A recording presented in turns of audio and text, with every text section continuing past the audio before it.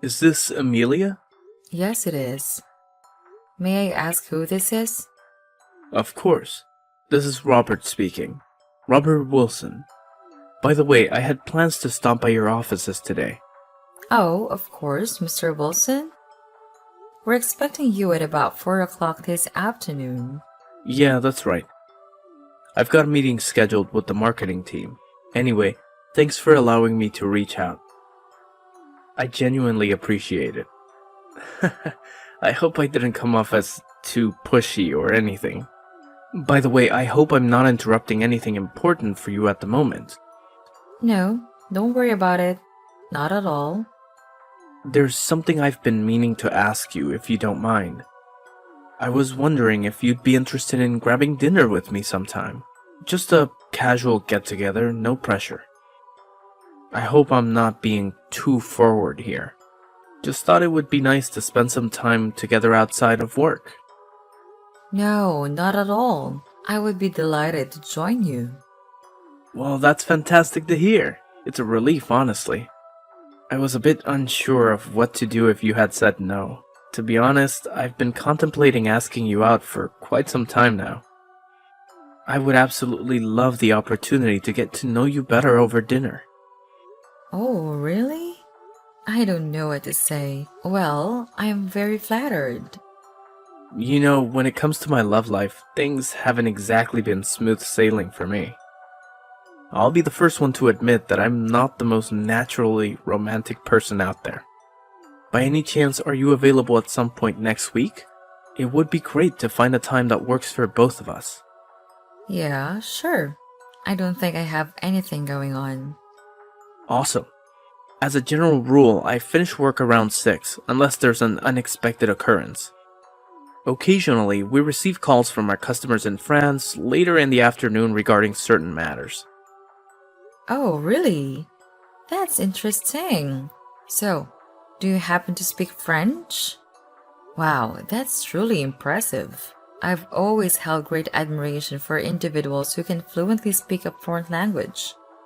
In my case, I can barely recall the Spanish I learned back in high school. Yeah, I sometimes wonder why they still include Spanish as a required subject for kids these days. Well, a lot of people speak it. Yeah, I mean, most of them are just construction workers or cleaning ladies, right? So why bother talking to them? If you're gonna learn a language, you might as well pick a useful one with some cool history and culture, like German or French. Well, that's not a very nice thing to say, is it, Robert? The lady that cleans our office is so nice. We chat all the time. Really? You're such a nice girl. Now, let me see, I'm thinking where exactly we can meet. Hey, how about we meet up at a spot that's halfway between our offices? There are plenty of food joints around there, so we won't have any trouble finding a place to eat. That sounds awesome. You know what? I'm going to take you to this oyster bar that opened up last year. Seriously, their oysters are out of this world. You have to give it a shot, trust me. I gotta be honest with you. I'm not really into oysters. Raw seafood just doesn't do it for me, you know? But hey, no judgment if you're into it. Personally, I'm more into cooked meat or fish. Mind if we go somewhere else instead? There are tons of awesome places with delicious cooked food that we could check out. I hope you're not talking about burgers and fries. Oh, it seems like oysters are off the menu, huh?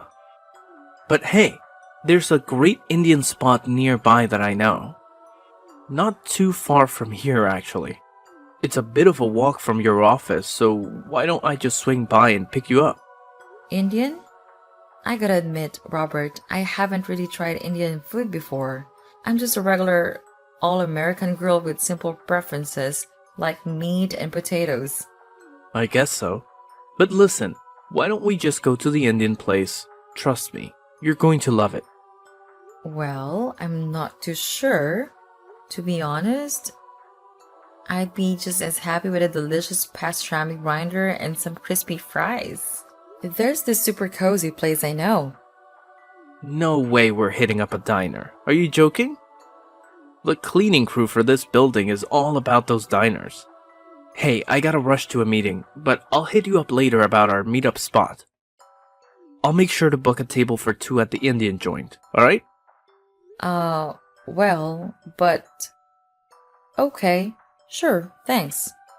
I think I can actually pick you up in my car on the day. See you then. Thanks for the dinner the other day. I had a great time. Did you like the food? Yeah, it was nice. I can't say that it was my absolute favorite, but it was an experience.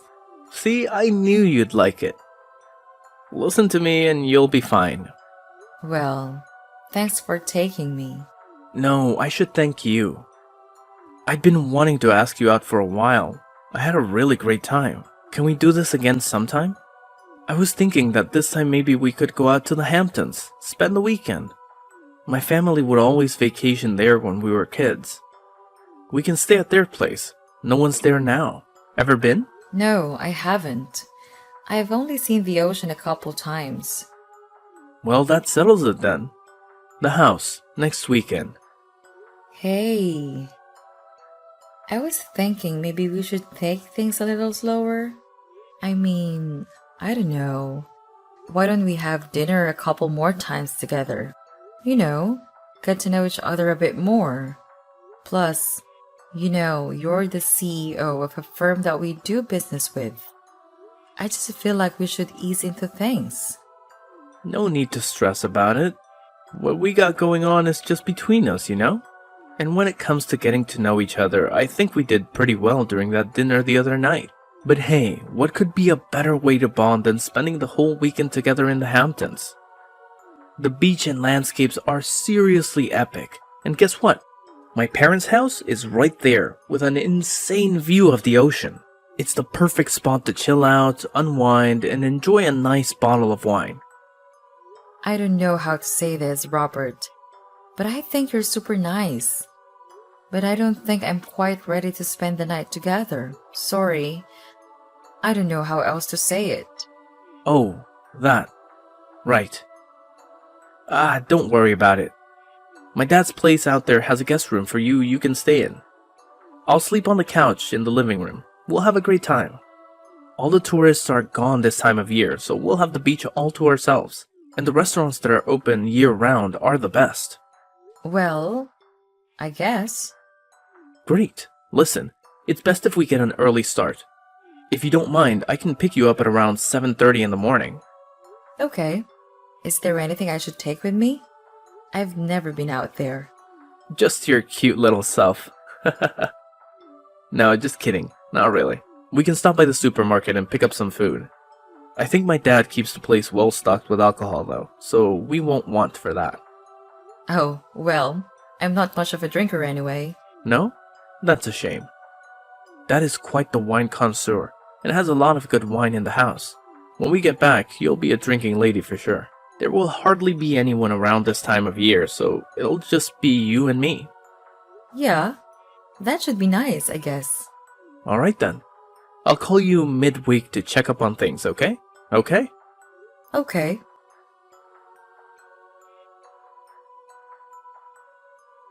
Hey, Amelia. I dropped by the other day, but you weren't in. Where were you? I was expecting to see you. What day did you come by? Last Wednesday, at about 3. You want to tell me where you were? Oh, right. I was on my break. I usually take a break with the girls at about 3. Nice to know.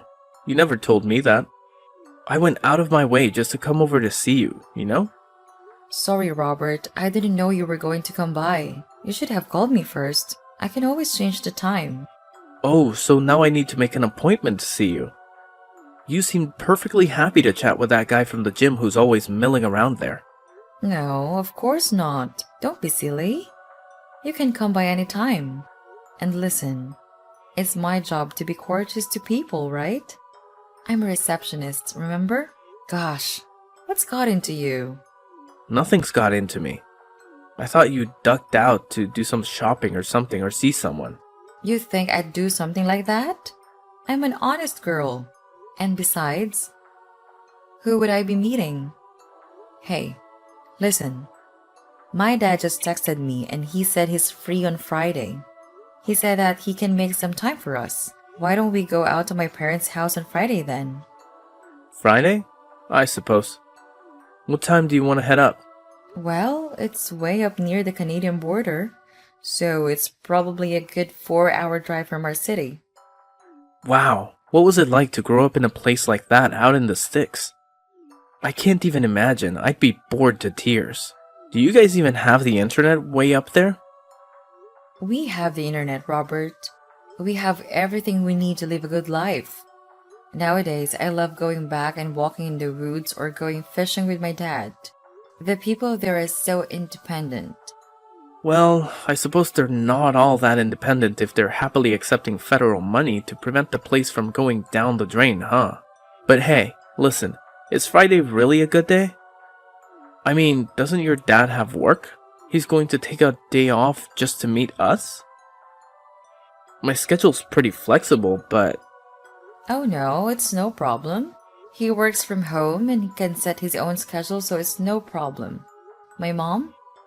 You love her. She's so sweet and easy to talk to. My dad's quieter, but he's really friendly. I'm still going to get nervous, though.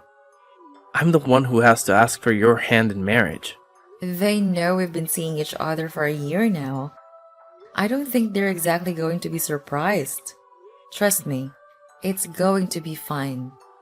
Try to enjoy yourself while we're there. Have you eaten fresh venison before? I'm pretty sure that Dad is going to have shot a deer, and that's what Mom will serve up for lunch. Along with other stuff, of course. You're going to have venison? Trust me, you'll love it. If you like steak, then you'll like venison. So can you pick me up at South Station at 8? Sure, that puts us right around lunchtime. Yeah, I'm really excited, Robert. You're finally gonna meet my parents. I just know you're going to have a great time.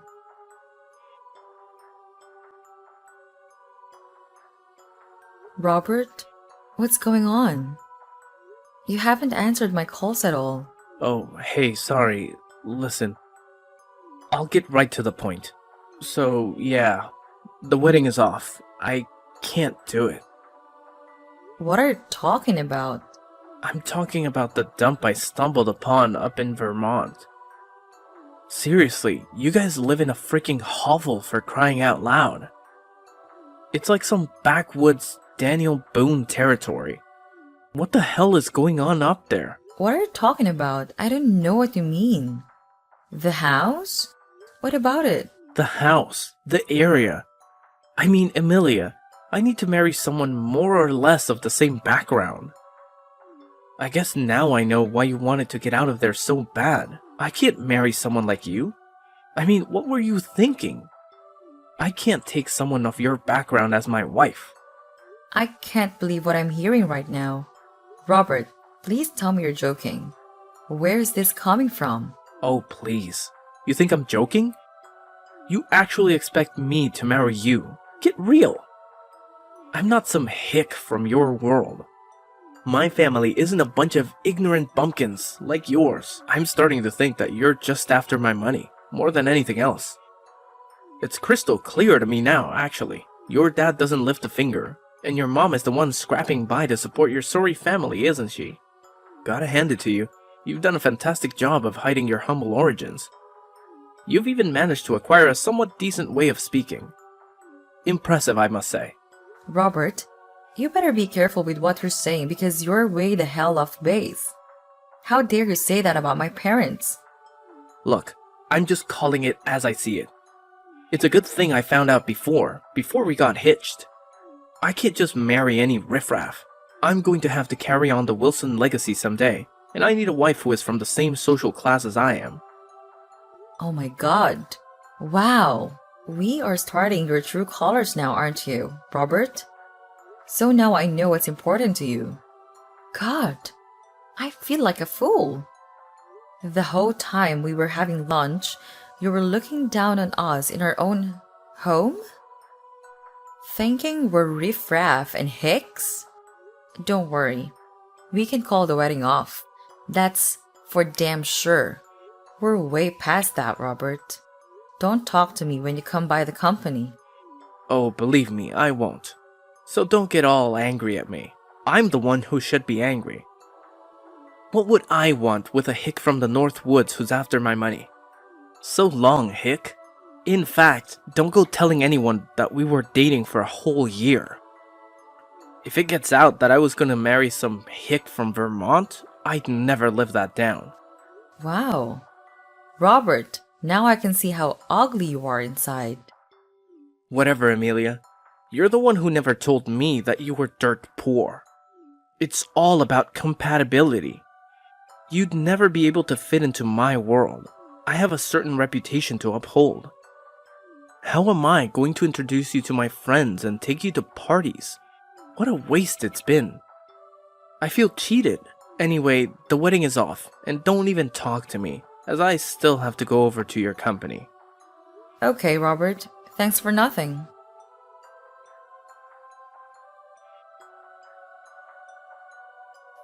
This is Mr. Davis, Amelia's father. I'm sorry for contacting you out of the blue like this. There are a couple of things I'd like to clear up. Sir, I've already spoken to Amelia, and the wedding is off. I've nothing further to say to anyone about it. I understand that, but there are just a couple of things I want to tell you, in fairness to my daughter. I think you're misconstruing things, and quite badly, too. Amelia told me about your misgivings about her upbringing and social class. Our family was quite taken aback. Oh, well, sir, I don't know what you want from me. With all due respect, I think I saw all I needed to see while I was there. See, that is the first of your misperceptions, son. Don't judge a book by its cover. And, speaking of books, I'm a writer, not a bum as you implied to Amelia. Well, I suppose anyone can call themselves a writer these days now, can't they? I've written a blog before, so I guess I'm a writer too, right? I write for a living. Actually, Robert, I've been on the New York Times bestseller list, if you need to know. In fact, my wife and I could easily retire with the royalties I make. Amelia works down in Boston because, well, she wants to experience city life. She has a trust fund, so if she didn't want to work, she wouldn't have to. When we pulled up to your house, it sure didn't look like the house of a famous writer, I can tell you that. Again, Robert, you are off the mark. When you were up, did you notice in the distance a rather large group of horses in back in that bluish house? I think I saw you looking at it while we were dining. I did. What of it? Well, Robert, that's our house. The place where we all had lunch, that's actually where I go to write. I'm in the middle of a book and decided to meet you there, which I admit I don't usually do. Our house is worth more than your little company is, just so you know. Robert, let me put it to you another way. Amelia, who you refer to as a hick, already has more money than you'll ever hope to. How do I know that you aren't just making this up and you aren't really some hick trying to impress me? I think you're feeding me a bunch of bull. Prove it then. What makes me sad, though, Robert, is that I know your dad. We went to Brown together. Andy Wilson, class of '68 at Brown. Good man. Alright, so you know my father. Big deal. Some years ago, your family's company was in some serious financial difficulties, wasn't it? Well, you'll recall that your company received some 11th hour financing that kept it from bankruptcy. I heard our finance team put it together. I was a student then, so I don't know the details. But how do you know this? How do you think I know this? Robert, there is a lot that you don't know. Ask your old man. Tell him you talked to me, Andrew Thomas. And please, just give him my regards. Hey, Amelia. How are you doing? You want to know how I am doing? It doesn't take much imagination to know how I'm doing after the other day. Hey, look. I'm really sorry about the other day. I was way out of line. I don't know what to say. Actually, your dad called me after that. My dad? He called you? Yeah, and it looks like I made a really big mistake. You know, calling you a hick and making fun of where you live and all. I had no idea that your father was a famous author. Well, his books have been translated into 25 languages and are used in curriculum in colleges. The royalties sure do add up. Actually, it turns out that he loaned my dad money a while ago when our business was in trouble. I didn't realize how much money he loaned my dad. Not even the bank would have financed that much. I had no idea. Did you know that? I was faintly aware of it, I suppose. Damn. Wow. I guess I really messed up. Listen, I don't know what came over me then. I'm so sorry. Your prick is what came over you. Hey, come on. I really am so sorry. Can't a guy get a second chance? Oh, a second chance, you say?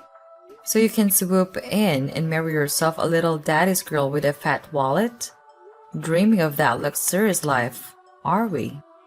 A fancy chalet, hitting up J Peak and all that jazz, huh? Huh, you've really got it all planned out, don't you? How do you even have the nerve to call me like this? I want us to get back together. I mean it. And the fact that my dad is loaded has nothing to do with it, right? Well, I mean, no. Well, sure, it crossed my mind, but... Robert, you are pathetic. Listen, I wouldn't marry you if you came crawling up to Vermont all the way from Boston. The only connection we have now is that your father is in hock to my family for more money than you'll ever make in your life. And I think you actually thought I lived in a hovel, as you put it. You better pay us back every cent we lent you, or you and your family will be living in one for real. Hey, take it easy. Why are you so angry? Are you stupid as well? You disrespect my family after dining in our house. My mom spent the whole morning preparing lunch for us with a deer my dad went out and shot himself. They were so nice to you, and then you turn around and insult them. You don't even have the guts to tell me face to face.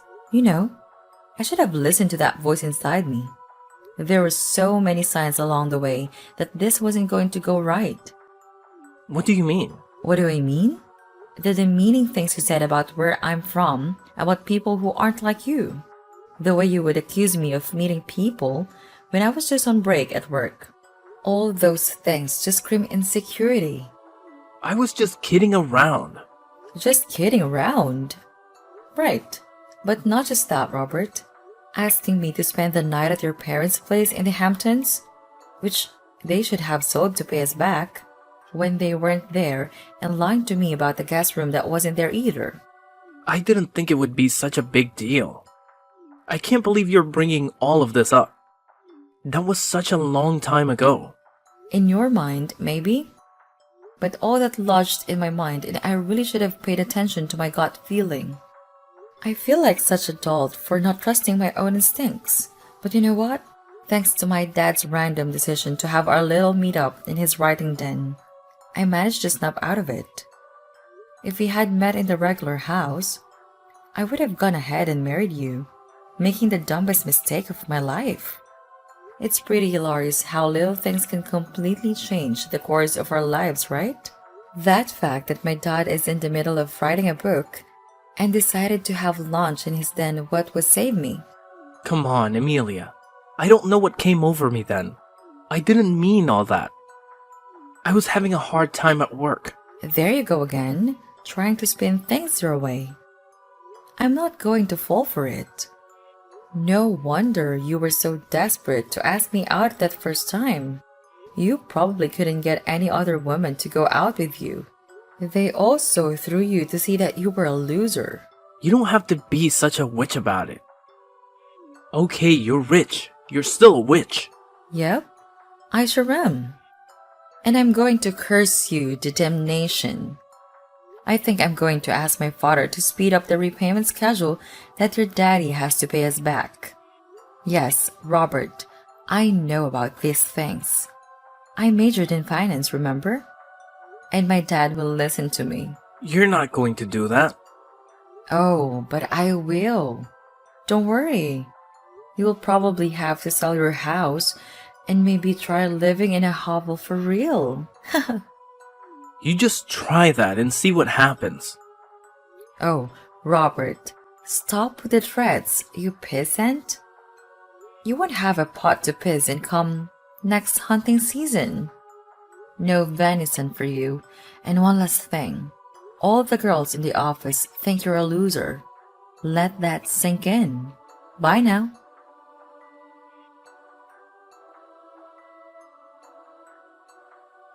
That marked the end of my association with Robert. Eventually, both his company and his father had to accelerate their payments to settle their debts with my father. It turned out they had been lagging behind on payments for quite some time, despite enjoying vacations in Florida and Costa Rica. Something we discovered later. It became evident that their company had been poorly managed for a while. Initially, my father had granted them extra time to repay us. However, when I confided in my dad about Robert's mistreatment of me, he decided to insist on resuming payments or face penalties.